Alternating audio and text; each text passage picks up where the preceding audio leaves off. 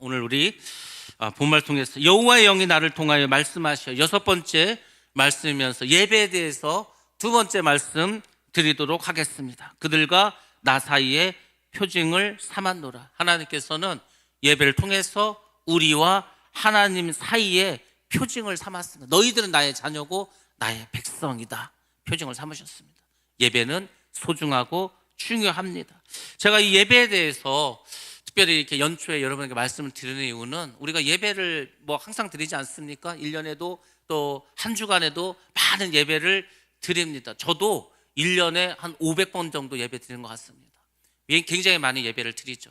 근데 그 예배가 어찌 보면 우리가 정말 의미 없이 시간 때우기로 하는 경우도 종종 있습니다. 그렇지만 예배는 여러분들 내 인생에 있어서 이 예배가 첫 번째 예배고 마지막 예배다. 이런 마음을 가지고 은혜를 사모하시면서 정말 하나님을 찬미하는 심령으로 예배를 드려야 됩니다. 그래서 오늘도 제가 예배에 대해서 여러분들에게 여러 가지 말씀을 드릴 텐데 그 중에서 여러분들이 깨달은 점이 있다면 반드시 그렇게 실천하시기 바랍니다. 예배는 무엇보다도 우리의 인생을, 우리의 삶을 성공적으로 복된 삶으로 인도하는 가장 중요한 요소이기 때문에 반드시 예배에 성공하시는 여러분 다 되시기를 주의 이름으로 축원합니다.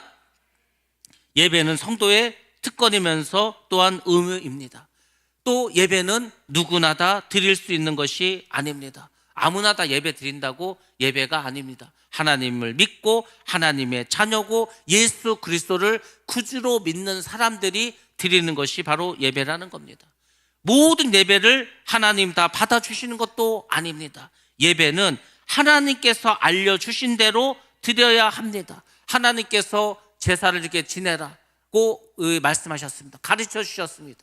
그걸 출애굽기에서 똑같은 말을 3번이나 말씀하시면서 강조해 주셨습니다. 그게 뭐냐면 너희들 멋대로, 너희들 마음대로, 너희들이 하고 싶은 대로 예배드리지 말고 반드시 하나님이 알려주신 율례와 규례와 법도대로 예배를 드리라는 것입니다. 그래서 우리가 예배에 대해서 바로 알고 바로 배우셔야 합니다. 그래서 오늘 여러분들에게 올바른 예배에 대해서 말씀을 드리려고 합니다. 잘 들으시고 여러분들이 바로 하나님이 알려주신 대로 정말 예배 드려서 축복된 삶이 되시기 바랍니다. 먼저 우리 성도들은 예배에 대한 인식의 변화가 필요합니다. 예배에 대해서 여러분들이 지금까지 가지고 왔던 생각을 바꾸셔야 된다는 겁니다. 우리의 예배가 때로는 형식적일 수 있습니다. 하던 대로 습관적으로 예배 드릴 수도 있습니다. 어떤 경우에는 그저 시간을 보내는 식으로 예배를 드릴 때도 있습니다. 성경에 보면 예수님께서 너희가 아버지께 예배 드릴 때 어떠한 마음을 가지고 예배 드려야 된다고 그렇게 말씀해 주셨습니다. 힘을 다하라고 했습니다. 정성을 다했습니다. 뜻을 다하고 목숨을 다해서 신령과 진정을 다해서 아버지께 예배 드리라고 했습니다. 그러니까 우리는 그 말씀대로 예배를 드려야 합니다. 오늘 본문의 말씀도 우리에게 중요한 말씀을 주고 있습니다. 여러분들 예배를 통해서 하나님께서 우리에게 주시는 게 무엇인지 아십니까? 바로 우리에게 거룩함을 주십니다. 하나님은 예배를 통해서 하나님을 알게 하시고 그분의 뜻을 우리로 하여금 깨닫게 해주십니다. 예배를 통해서 하나님이 무엇을 원하고 계시는지, 하나님께서 우리가 어떤 삶을 살기를 바라고 계시는지 말씀을 통해서, 성령의 인자함을 통해서 우리에게 알려주신다는 겁니다. 왜 그렇습니까? 우리를 거룩하게 만들기 위해서입니다. 하나님이 거룩하십니다. 우리도 거룩해야 됩니다. 그러면 여러분들이 이 세상을 살아가면서 언제 가장 거룩함을 입을 수가 있습니까? 바로 예배를 드리는 이 시간에 여러분이 가장 큰 거룩함을 받게 될 줄로 믿습니다. 거룩함을 주십니다. 또 하나 예배는 무엇입니까? 하나님은 예배를 통해서 우리에게 복을 주십니다. 자, 말씀 보겠습니다. 출애굽기 20장 11절 말씀 봅니다. 시작.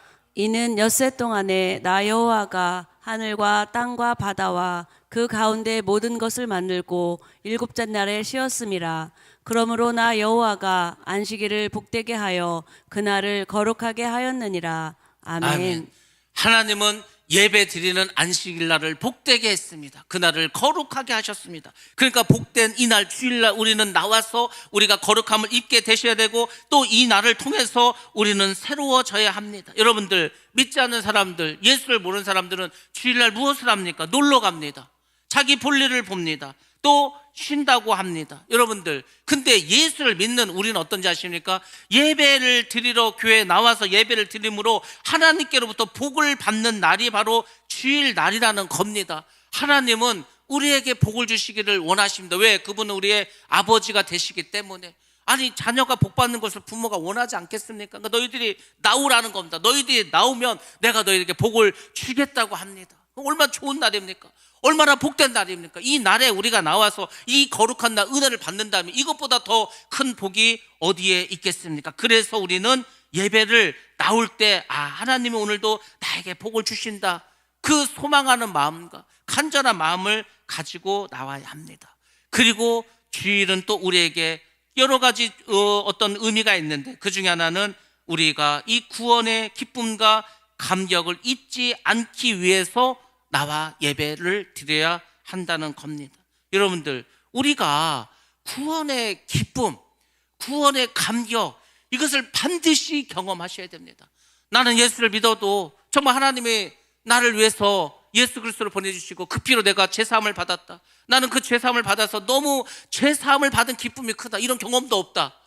그러면은요, 여러분들 다시 시작하셔야 됩니다.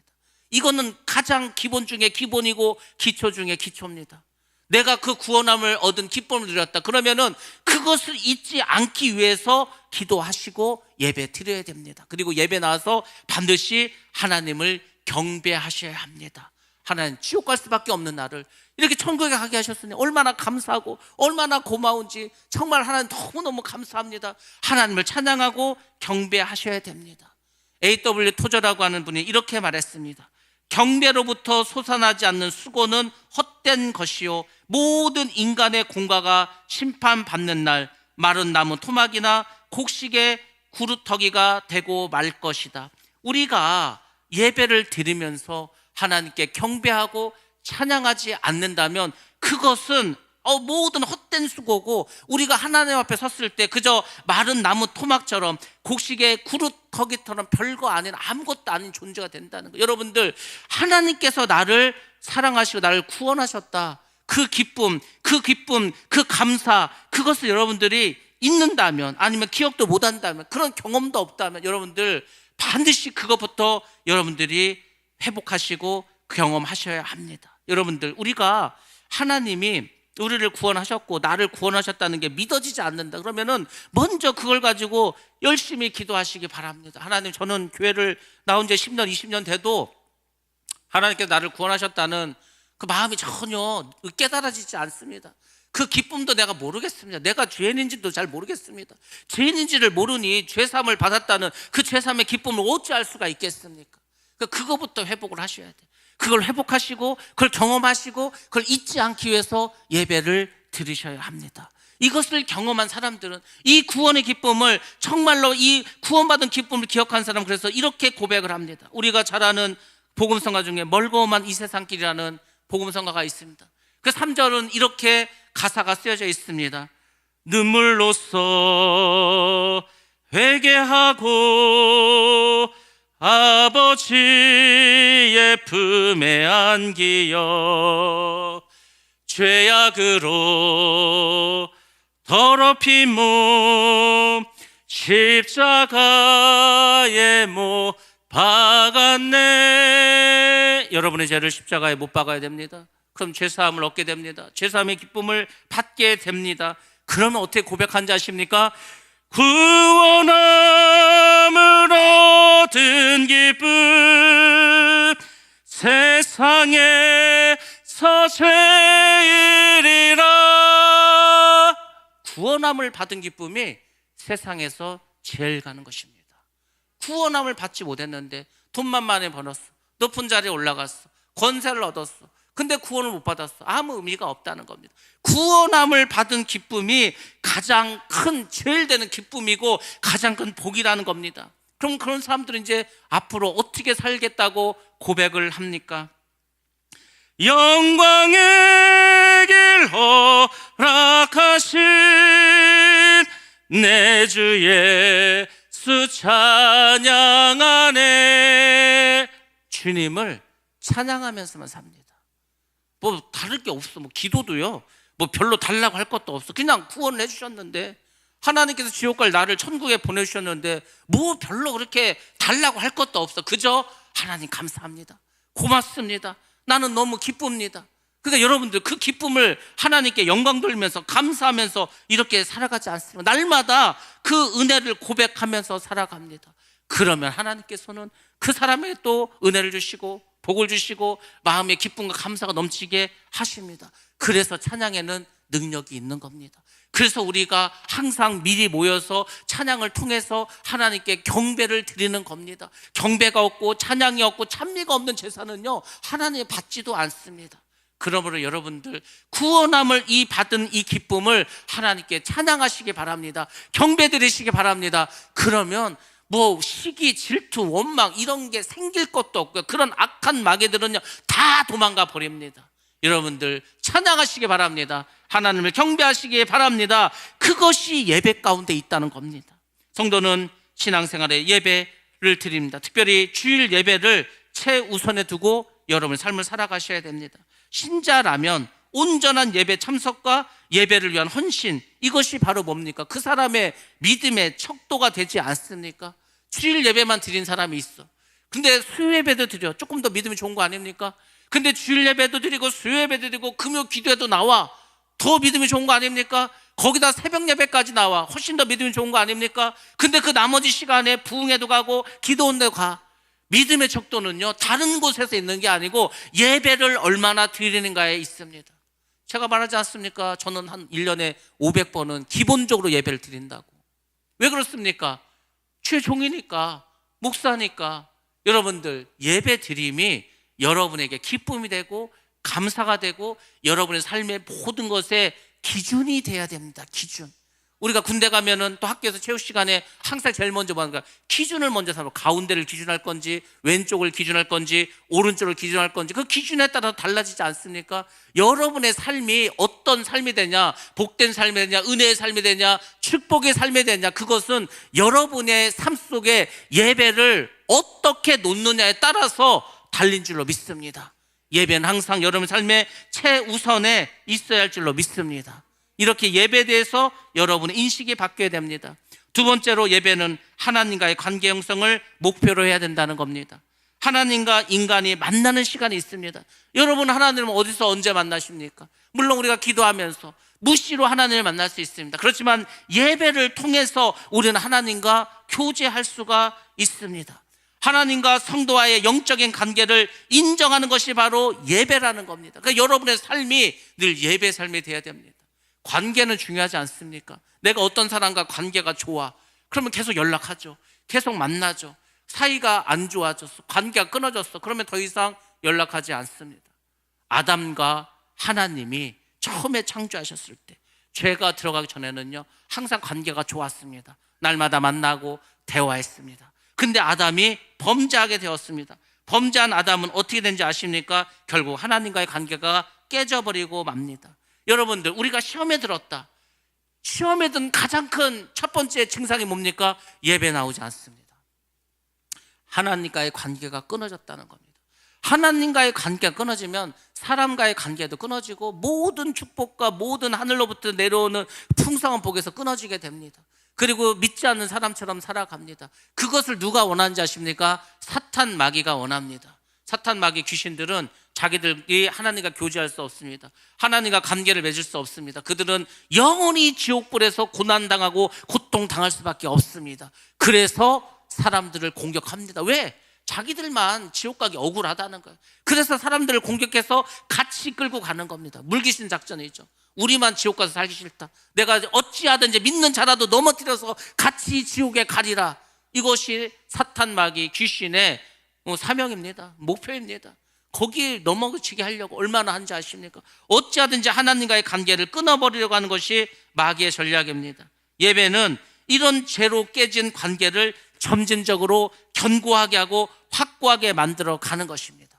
우리가 이 물에다 처음 설탕을 조금 넣으면은요, 별로 그 소금을 넣으면 별로 짠맛을 모릅니다.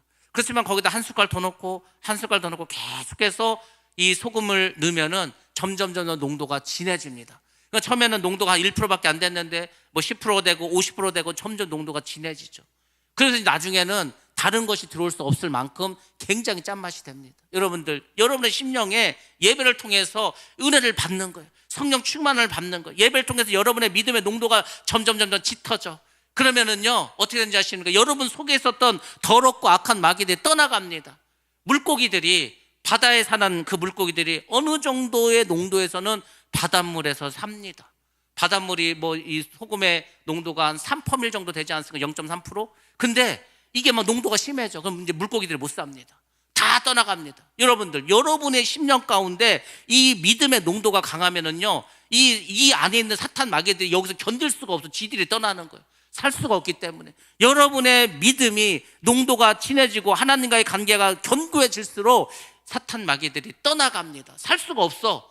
근데 우리의 마음이, 우리의 심령이 사탄 마귀가 놀게 좋은 농도를 가지고 있어. 맨날 와서 장난치는 거죠. 맨날 우리를 속이고 거짓말하고 흔들고 괴롭히고 악한 마음을 갖게 하고 더러운 마음을 갖게 하고. 왜 그렇습니까? 내 마음의 믿음의 농도가 사탄 마귀가 놀게 딱 좋아.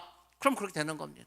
그러니까 여러분들 예배를 통해서 여러분의 믿음을 계속 짙게, 진하게, 강하게 만드는 거예요. 그러면은요, 다 떠나가 버립니다. 그래서 성령 충만한 사람에게는 사탄 마귀가 역사할 수가 없습니다. 여러분의 심령 가운데 성령으로 채우시고 가득 채우셔서 어떤 사탄 마귀도 틈타지 못하도록 전신갑주로 막으시기 바랍니다. 예배를 드리면 그렇게 되는 거예요.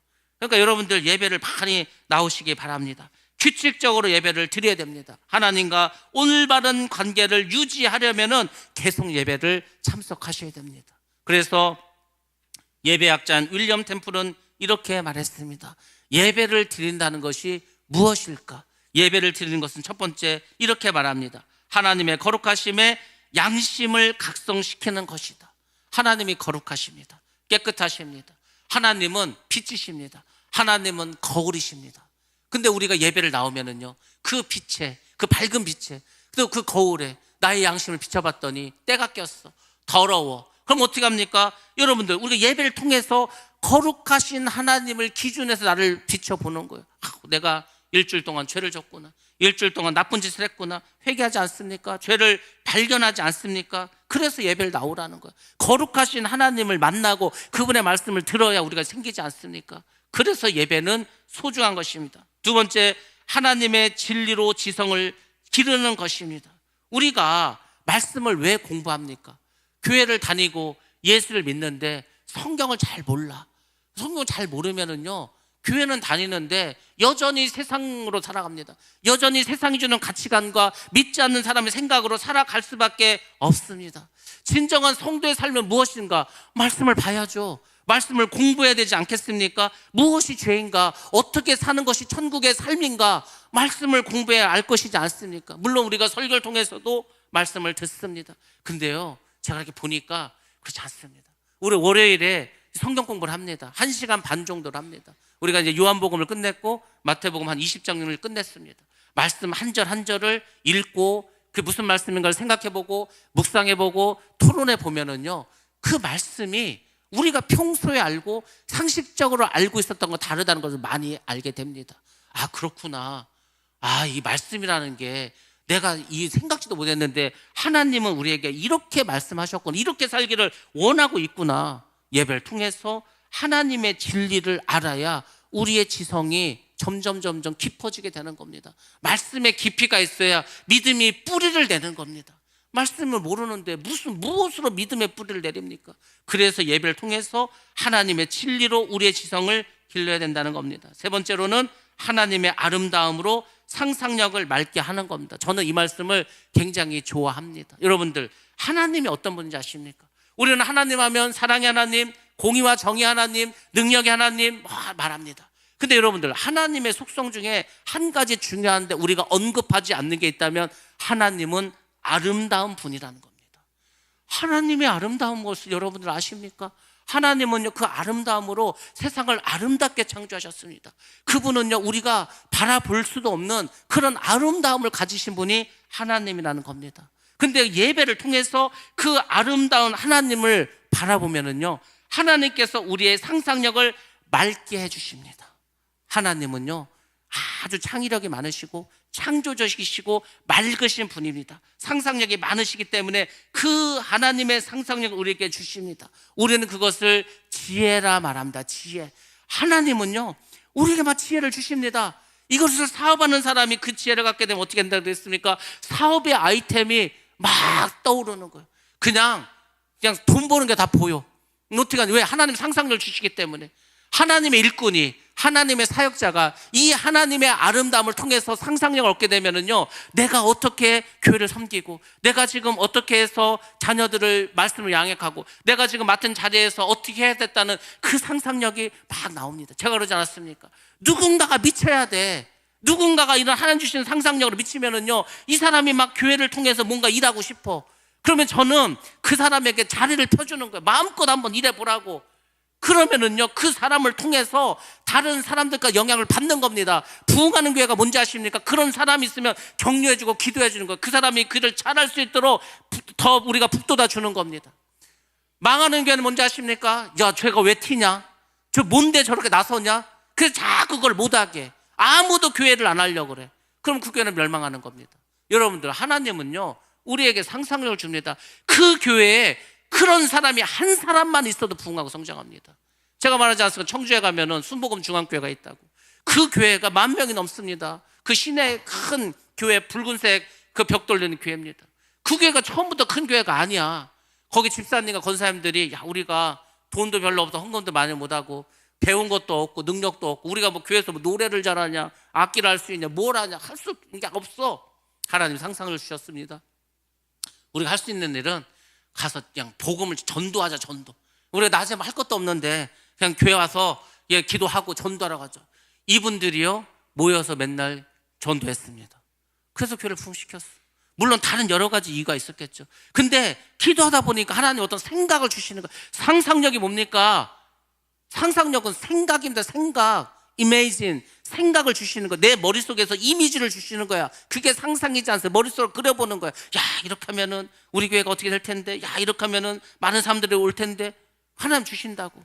하나님의 그 아름다움을 보는 사람은, 여러분들, 예배는요 그런 것입니다. 하나님의 아름다운 것으로 상상력을 맑게 해서 그 사람들이 그 사역을 잘 감당할 수 있도록 해 주시는 겁니다. 여러분들, 하나님이 안다는 게 뭡니까? 안다라는 단어가 히브리어로 야다라고 합니다. 야다. 야다가 뭔지 아십니까? 경험하는 거, 경험. 안다는 거는요, 경험해 보는 거예요. 남녀가 서로 경험을 해봐. 알지 않습니까? 그게 야다라고. 여러분들이 하나님을 안다는 것은 하나님의 이 모든 것을 알아가는 거예요. 예배를 통해서 우리가 하나님을 알아가야 하는 것. 예배를 통해서 우리의 사역이 자꾸 넓혀져 가야 된다는 겁니다. 목사님만 목회하는 거 아닙니다. 여러분들 다 사역자지 않습니까? 여러분들 다 사역을 맡은 교회 일꾼들입니다. 그럼 여러분들도 일 있는 거 아니까? 사역이 일이잖아. 일, 워크.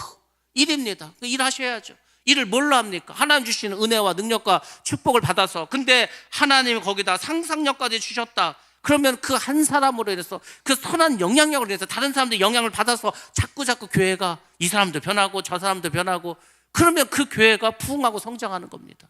그래서 여러분들이 선한 영향력을 끼칠 수 있도록 예배를 통해서 상상력을 맑게 하시기 바랍니다. 그게 좋은 교회입니다. 그것이 예배의 어떤 중요한 요소입니다. 그 일을 목회자가, 하나님과 사람이 예배 드리면서 그 아름다움을 이끌어가는 것이, 예배의 중재자가 되는 것이 성령 하나님이십니다. 네 번째로, 하나님의 사랑에 마음을 여는 것입니다. 여러분들, 마음을 여시기 바랍니다. 마음을 여셔서 그냥 거리낌 없이 그렇게 말씀하시고, 사람에게 말하기 뭐하면은요, 하나님께 그렇게 여러분의 마음을 여시기 바랍니다. 저는 금요 기도회를 그렇게 생각합니다. 우리가 금요 기도회 때 한 30분 통성 기도하지 않습니까? 그때 하나님께 여러분의 마음을 여시라는 거. 하나님, 나에게 이런 문제가 있습니다. 이런 어려움이 있습니다. 이런 복잡한 삶의 문제가 있습니다. 하나님 아시지 않습니까? 그러니까 하나님께 여러분의 마음을 여시고 기도하시기 바랍니다. 그러니까 그때 해결받는 거지 않습니까? 여러분들이 금요일에 열심히 나오면 하나님께서 여러분의 문제를 해결해 주실 것입니다. 하나님의 그 사랑의 마음으로 여러분의 마음을 여시면 여러분들도 역시 마음을 열 때 하나님께서 축복의 문도 열어 주실 줄로 믿습니다. 마음의 문을 열 때는 사랑하는 마음이 있어야 돼요. 사랑하는 마음이 있다는 게 여러분, 사랑하는 사람에게 뭐랍니까? 자기의 마음을 고백하지 않습니까? 내가 당신을 사랑한다고, 내가 당신을 좋아한다고. 그게 뭡니까? 그게 마음을 여는 거지 않습니까? 사랑한다는 말을 고백하지 않는 그 마음을 닫아놓는 거죠. 여러분들 마음껏 교회 나와서 하나님을 찬양하고 하나님을 사랑한다고 고백하시기 바랍니다. 그것이 하나님께 마음을 여는 겁니다. 그것이 바로 예배입니다. 다섯 번째, 하나님의 목적에 뜻을 바치는 것입니다. 하나님의 목적이 뭐냐?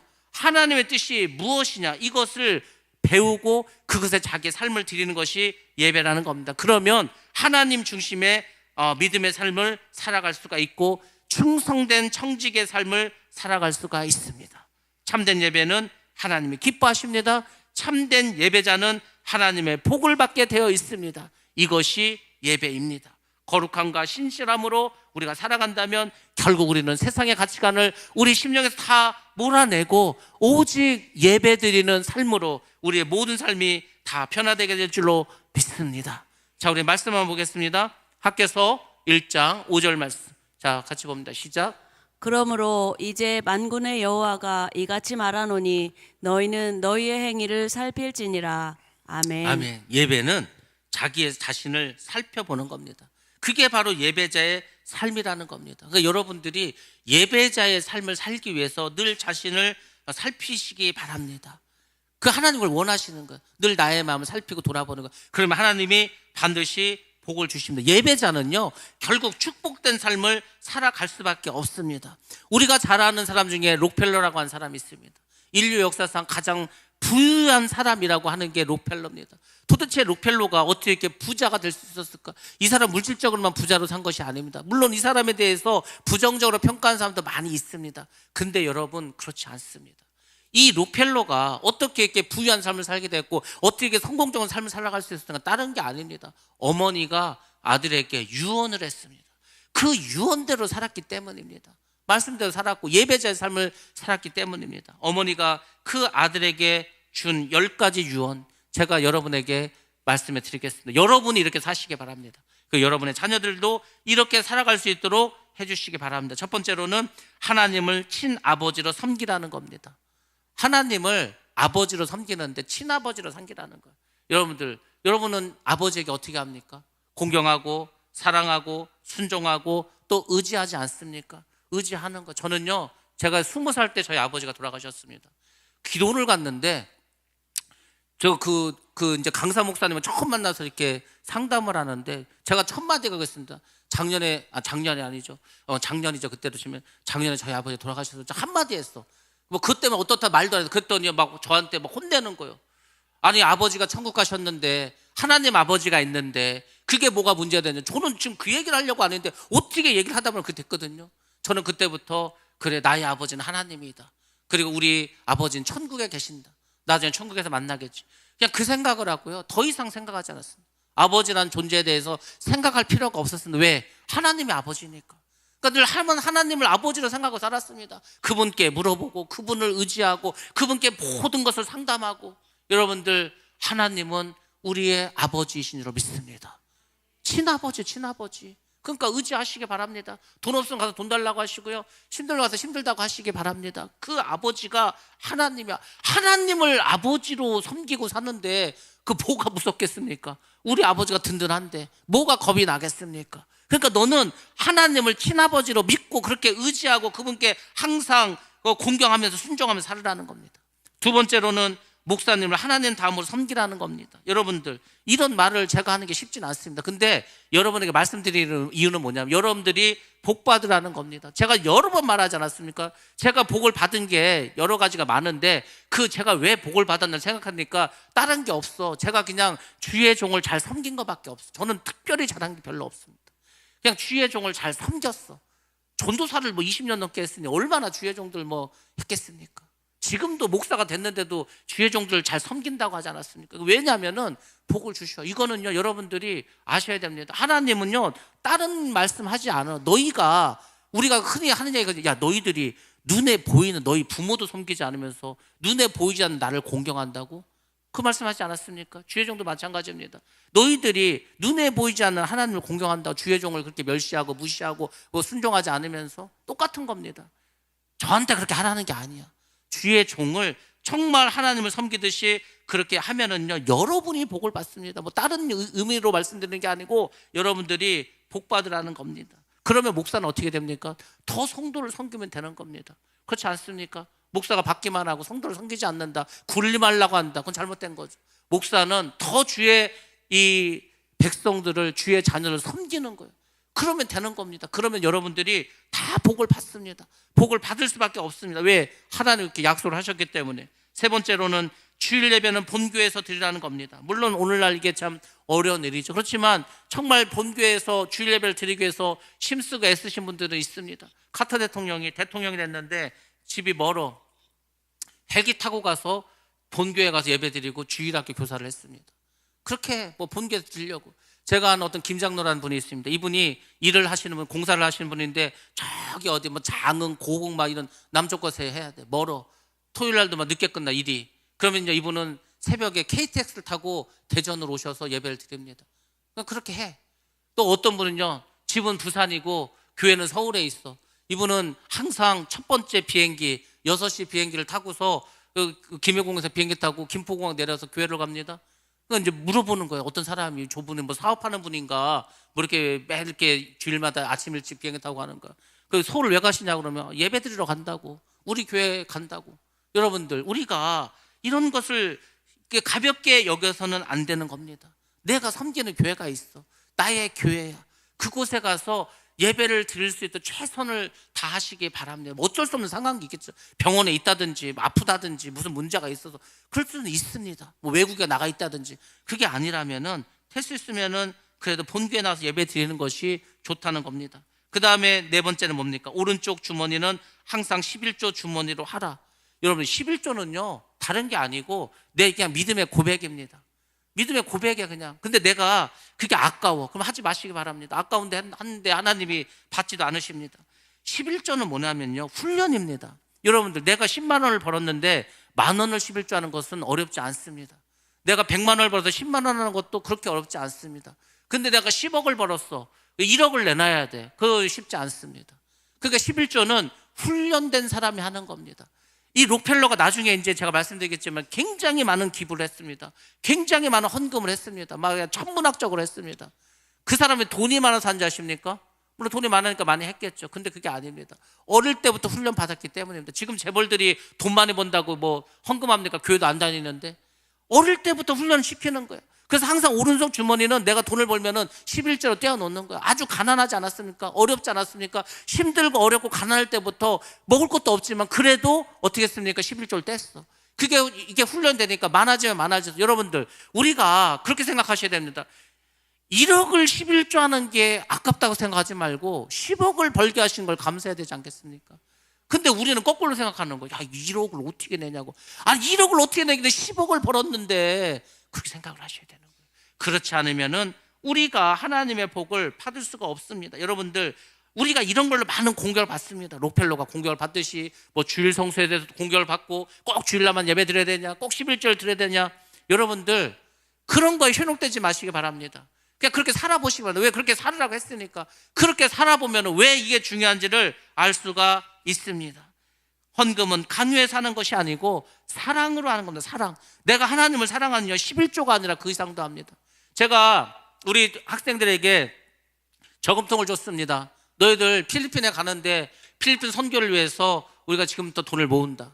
그러면 이제 그런 말 하겠죠. 아, 그럼 누구는 10,000원 내고, 누구는 10만 원 내고, 누구는 500원 내고 할 텐데 그 형평성에 위배되지 않냐고. 전혀 형평성에 위배되지 않습니다. 그 돈은 뭐냐면은요, 우리가 다 모아가지고 그 돈을 가지고 선교지에 가서 정말 거기에 있는 우리 선교지에 있는 학생들이나 이런 데 쓸 겁니다. 여러분들이 하나님을 사랑하면 더 많이 하겠죠. 하나님을 사랑한다면. 하나님을 사랑하지 않으면 100원 넣기도 아깝겠죠. 제가 그 일부러 하는 거예요. 훈련시키는 거예요. 제가 뭐 얼마가 나올지는 저도 모르겠습니다. 근데 중요한 것은 그 마음을 가지라는 거예요. 그래, 우리가 선교제에 가서 참 어려운 사람도 많다고 하는데 우리가 우리 친구들을 위해서 우리가 이 돈을 사용하자. 물론 나도 먹고 싶은 거 있어, 나도 사고 싶은 거 있어. 그렇지만은 하나님을 사랑하는 마음으로, 그 선교지의 사람들을 사랑하는 마음으로 내가 헌금하자.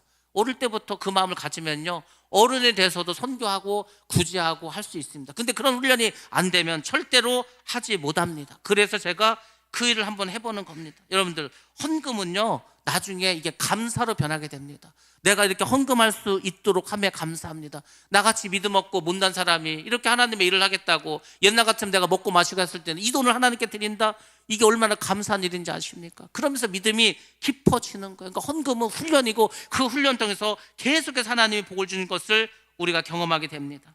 다섯 번째는 아무도 원수를 만들지 말라고 합니다. 10명의 친구보다는 한 명의 원수를 만들지 않는 것이 우리 인생에서 중요합니다. 여러분들, 하나님께 집중하고 하나님께 초점을 맞추고 바른 삶의 자세를 가지고 올바른 헌금감과 예배의 우선순위를 가지고 목사님과 눈을 맞추면서 예배를 드린다, 그런데 실패했다, 그런데 저주받았다, 이런 사람 있습니까? 아닙니다. 한번 그렇게 살아보시기 바랍니다. 하나님께서 어떻게 하시는지. 여섯 번째입니다. 아침에 목표를 세우고 기도하라고 합니다.